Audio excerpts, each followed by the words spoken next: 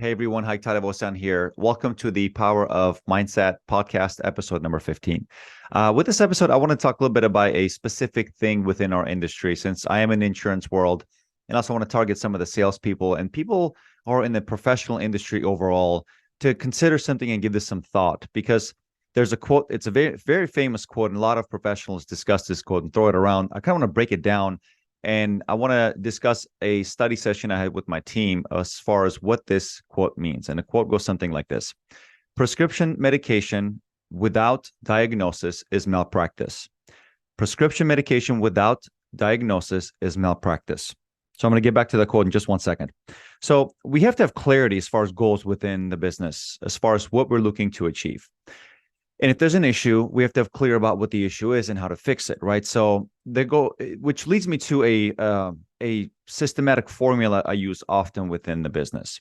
We'll talk about two formulas. First one is the CAR formula with two A's. Essentially, the way to memorize it is CAAR, which stands for it's a car, it's a vehicle that's used to take you from point A to point B. Clarity on what the issue is, all the way down to solving the problem. So clarity, as in we were having a discussion about something we were lacking within the business with my team. And I'm like, well, we need to find out what the issue is, because us being sidetracked with the whirlwind and the busyness of the business, we can't be using that as an excuse, as in I'm so busy helping people, I have no time to help people. And it's a common misconception, specifically in the service side of business, where we use service to unlock opportunities, uncover opportunities, and do a better job of helping clients. And often we use the excuses, I don't have time, I'm too busy, I'm too swamped to be able to do a better job, because it's just so much happening, so many emails, so many calls. So we have to be very clear what the issue was. So we had a discussion about clarity, right? So you have to be clear. Well, with clarity is knowing, like, I need to find out what the actual issue is so I can fix it. Again, if you're 300 pounds, but you should be 180, well, if you're delusional, if you're lying to yourself, I mean, you're not going to have clarity. So you have to be really real with yourself. Don't lie to yourself. The most important person you cannot lie to is yourself, because when you do, you can make up every reason to make what you're doing to be valid and okay, even though it's not. So you have to be clear. Okay, we accept that this is a problem. Clarity leads to action. What can we do? Because you have to have the actionable step. Okay, here's what we need to do. We have to have the following conversation with X amount of people. We have to be able to do the following, ask the following questions. Right? We have to have X amount of diagnoses so we can properly prescribe the right medication. And with that, it leads to activity. So clarity leads to action, action leads to activity, as in you are now doing this enough times to have the activity, the actual process of repeating it over and over and over. If you do it enough times, you get to the R, which is the results. So clarity leads to action, action leads to activity, activity leads to results. So specifically, there was a conversation we're having about making sure we do a better job of covering our clients. And there was a story we had. And this story goes something like this. And I won't say the customer's name for privacy reasons, but it's something I've lost sleep over. I thought about a lot. And I went back to thinking, what do I need to change? Like, I have a clarity that something needs to change. What can I do to change to make sure that this problem doesn't happen again? As in, a customer calls my office and says, "Hi, unfortunately, my husband passed away. We need to start canceling some policies. Please help. We don't know where to go from this." And the wife was very disconnected from their insurance world, from their financial planning world. So okay, I got involved, started helping them out. And one thing I told her, I'm like, well, we have something we can help you with. There is a death benefit I can help you with. Very small one, by the way, which actually I take it very dear to heart. Should have been bigger, but fault of the professional who didn't ask enough questions, didn't do enough diagnosis to write the right prescription medication. And I felt a sense of guilt, which I had to change. And the story of what happened was this: husband got sick. He had a cough and a fever, so they went to the ER. In many ways, ER was slammed with far greater looking issues. People were probably bleeding, and there was probably people being delivered to the hospital and inside of the ambulance machine. There was probably amputations happening. Who knows what happens in the ER room? There's a lot of stuff that we don't know. They're a whirlwind, right? They're busy. So again, the doctor comes out, sees gentleman with a fever, he has a cough. She describes the story as he sounded like he was almost too good, as in, why did you even come here? It's like, you don't look like you're that sick. Took him in, he looked at him, checked his temperature, and said, you know what, you have a fever. Here's prescription. Take this prescription, your fever will go down. He had a cough, went home, took the medication. The fever went down, the cough continued. 2 days later, he was coughing out blood. They went back to the ER. And as he got admitted to whatever the back room that takes care of bloody coughs, The doctor comes out and says, I'm so sorry to tell you this, miss. Your husband is in very severe condition. Pneumonia has gotten really severe within his lungs. There is lots of liquid within his lungs. We have to operate. Like, we have to open him up to clear this up, or he's going to choke to death. Unfortunately, several hours later, he did not make it. Customer passed away. Why? Because from what the wife was telling me, all he had to do is listen to his breathing with one of his scopes, just to listen to the fact that there was a lot of congestion within the lungs. If he did a better job of asking more questions, he wasn't in a hurry. He wasn't in this whirlwind caught up with all these problems. He could have just listened, asked a few more questions. That would have taken probably extra 30 seconds to maybe a minute. This is when people say, but it's so time consuming, it's 30 seconds. He could have prescribed the right medication, saved the man's life.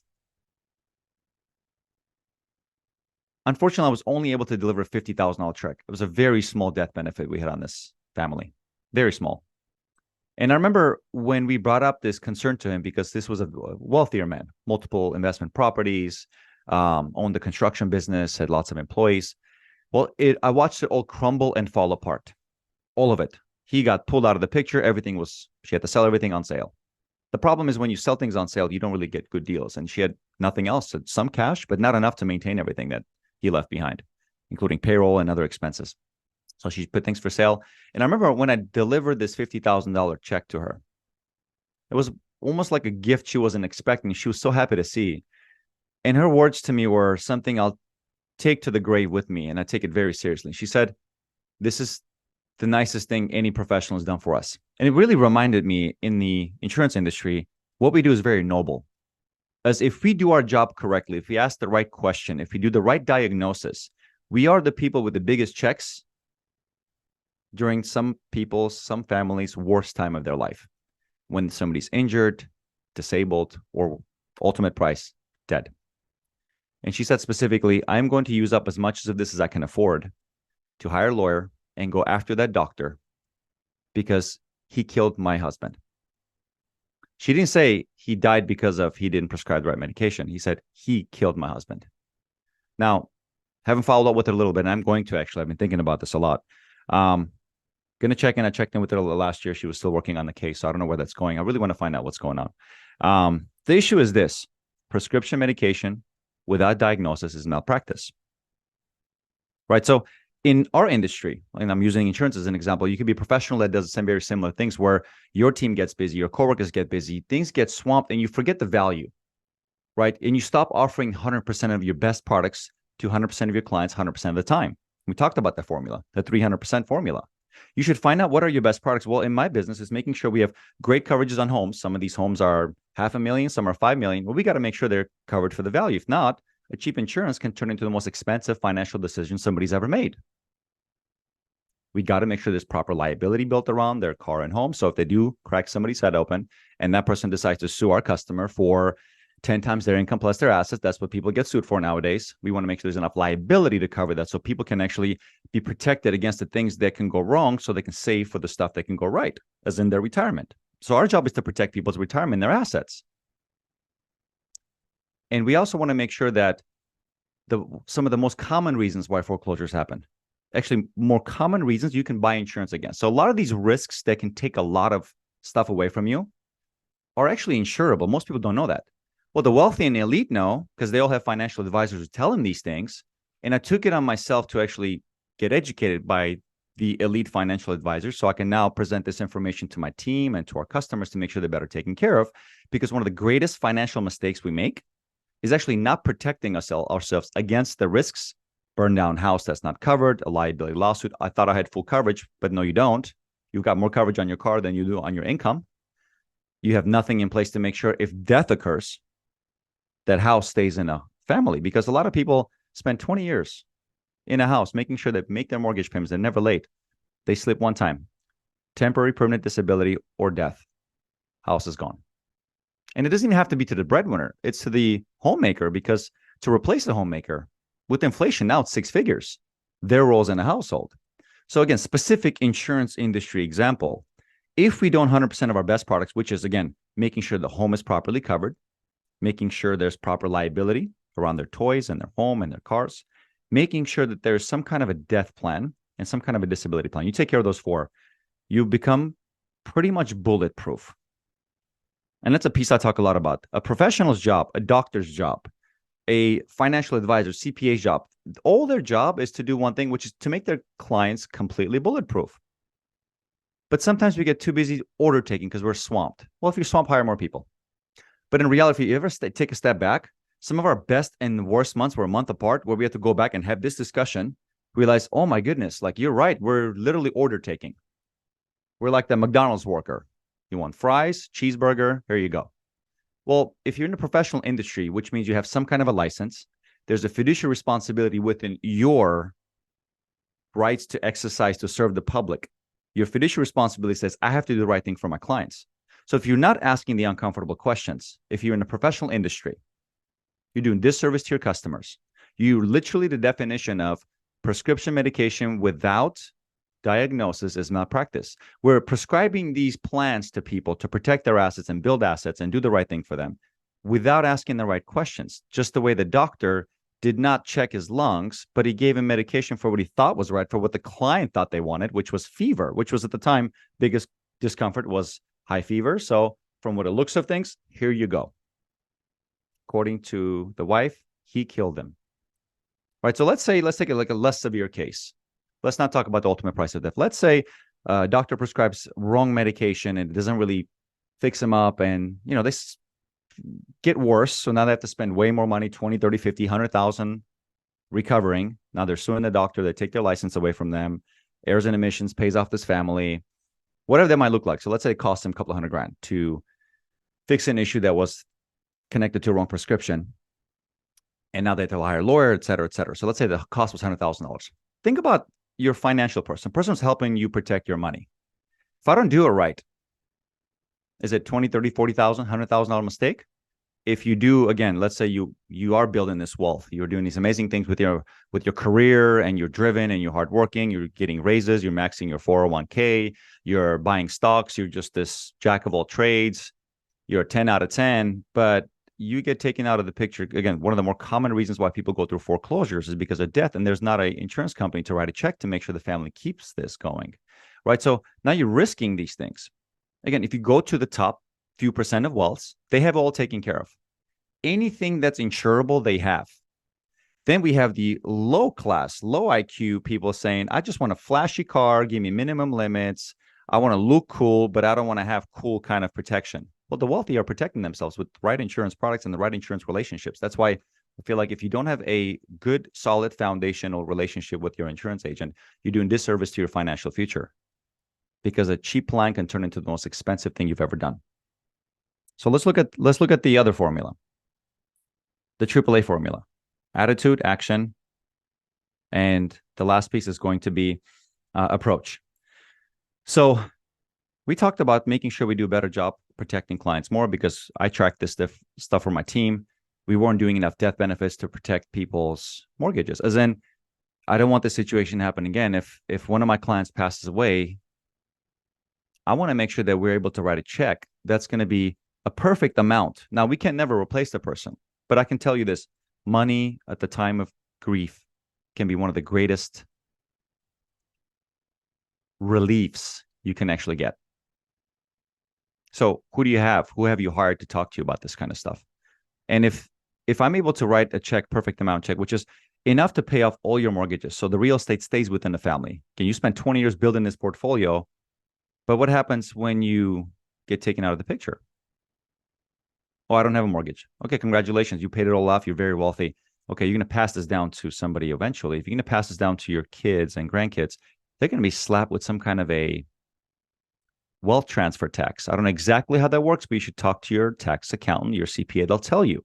They might need $1 million check, not to sell things on sale, because what if they do inherit and they get slapped with a $600,000 bill by IRS? Best thing you can do is have some kind of a tax-free death check, which goes back to life insurance, right? So people don't think that far. They're just thinking it's a product I run away. Yeah, but again, why are the wealthy getting wealthier? Because this is the advice that they're exposed to. And I want to make sure I take it to my team to make sure that we are talking to the middle class as well. Middle class is lacking this information. And again, we do have a very record-breaking office. We do a lot, really good coverage for customers. Like we make them completely bulletproof. So when people ask me, how do you guys do it? Well, when I see numbers are low, I go back and talk to my team about different approaches. And one of the approaches is actually called, this is something I'll share with you guys, is called the FPP, the Foreclosure Prevention Program. It's a conversation, right? If you think about why, for example, people need to have coverage to make sure foreclosures don't happen. Well, let's take that one step further. When you purchase a house, bank will make you get an insurance policy before you buy this huge investment. If you buy a home for your family, you're buying investment property, you're going to have some kind of insurance policy there. Why? Why are they forcing you to get this insurance policy? It's forced for a reason. Because let's say you are foreclosing due to financial hardship. Economical issue happens. Somehow, magically, claims tend to pick up during those times. And if a claim does pick up during that time, claim happens, somebody's foreclosing and it's not covered, or, there was no insurance policy and the client's walking away and the house is watered down or halfway burned down, or they leave, it's empty and they get vandalized. Bank wants to make sure the house is renovated and fixed so it can be in sellable condition. If you do buy a house for $1 million 5 years ago, today's probably worth 1.2, 1.3, depending on what area you're in, probably 1.5, but let's say 1.2 to be conservative. The 20% down 5 years ago, you financed $800,000. 5 years later, you probably owe $750, whatever that number looks like. Trust me, bank would love nothing more than doing a foreclosure, taking this house away from you that you owe $750 on, that's now worth $1.2 million, and sell it to make a lot of the money, to make almost double the money that they owe on the house. Right? So they force you to get this insurance. By the way, it's in your best interest too. If you have small claims here and there, house burns down, we can put you in a hotel and take care of you. But if you look at law of large numbers, when economical things happen, this policy is going to be a great investment for the bank. So it's actually bank's best interest to have a policy to take care of the home in case you're walking away and there is a claim. Now think about this. Is it in bank's best interest to make sure you have some kind of a plan that if you pass away or you get disabled, because a temporary permanent disability or a death in the family is more common to why people lose homes than many other reasons that we make up in our heads. So imagine if you had a plan, a bank said, okay, you got to get this, because if you pass away, we want to make sure your family keeps the house. And also, if you get temporary permanently disabled, we want to make sure we give you enough income every month to maintain the mortgage payments. Interesting. That will cost you a couple of $100 a month. If you just bought $1 million house, your mortgage payments with today's rates are probably $8,000 a month. You would pay $200-300 a month to make sure that's covered. And most people would, but it's not required by the bank. And when the professional brings it up, or professional actually doesn't bring it up, because most don't. Unfortunately, they don't. My team does because I take it seriously. But if you can find an advisor that can help you with this stuff, trust me, you'll have it taken care of. But the bank doesn't require it because it's in your best interest to carry, not theirs. They would prefer if the ultimate price of death or disability happens, you walk away so they can take over and double their money on the sale, if that makes any sense. So I'm urging with this message, the story of my client, the loss of sleep I've had, the fix I'm creating within the business to make sure we serve the community better. Because what we do is we put millions of dollars coverage back in the community. At a point that this year and last year, we were not profitable. We actually spent more on claims than we took in from clients. It's just, that's how insurance companies work. They're tightening things up. They're increasing rates, but that's just how inflation works. Eggs were $1.50 for a dozen. Now they're like $3+. My urge is this, regardless of your relationship with your professional, again, like you might be dealing with a financial advisor, ask them, like, what are some things you're missing? Consumers don't ask that question. Ask them questions as far as, what do you think is the right question? If they're not asking you, you should ask. Because if our clients are not asking, well, I keep my team accountable through these same conversations. Essentially, I'm talking to my team right now to ask, because we forget. Same as drinking water. We forget to drink water. Well, somebody needs to remind you. Eat healthier. Exercise more. Do a good job of asking uncomfortable questions. What's your plan? Most people don't have it. And our job is to make sure we present the plan to make sure that they become completely bulletproof. Because prescription medication without diagnosis is malpractice. And if a professional does not make you uncomfortable with their questions, go find a different professional. And if a professional is asking you uncomfortable questions, don't get offended. That's a professional that has a good best practice. It's built around taking care of you. That's the one that's going to check your entire body, because you might walk in and say, feeling great, and the doctor high fives you, leave. 4 years later, you die from cancer. But what if they did blood work like they should? They check things that they need to check. That you might have gotten a really bad phone call 2 days later, but that phone call could have helped you prevent the ultimate price you had to pay 3 years later. Very severe example, but that same thing happens with people's careers and money and losses and claims. Because one of the biggest mistakes people make is they don't protect what they have so they can build for their financial future. Something happens, it takes all that plan away. Majority cases why people don't retire and become financially independent is because they don't have the right insurance policies in place, making sure that financial devastation is taken care of. Because one of the greatest reasons why people don't retire is some kind of a financial devastation, from car accidents to houses burning down to disability and to death. Majority of those cases are insurable. And I urge everybody listening to this message, if you're a professional, 100% of the time, offer 100% of your best products to 100% of your clients. If you're not, have more meetings, fix that. And if you're a consumer watching this and listening to this message, ask your professional, what is their best policies? Why should you carry it? If they don't have knowledge, you might want to reconsider a different professional. Hope this was helpful in your wealth building process for your future, and to a lot more content like this in the future, you guys. Thank you, and until next time. Cheers.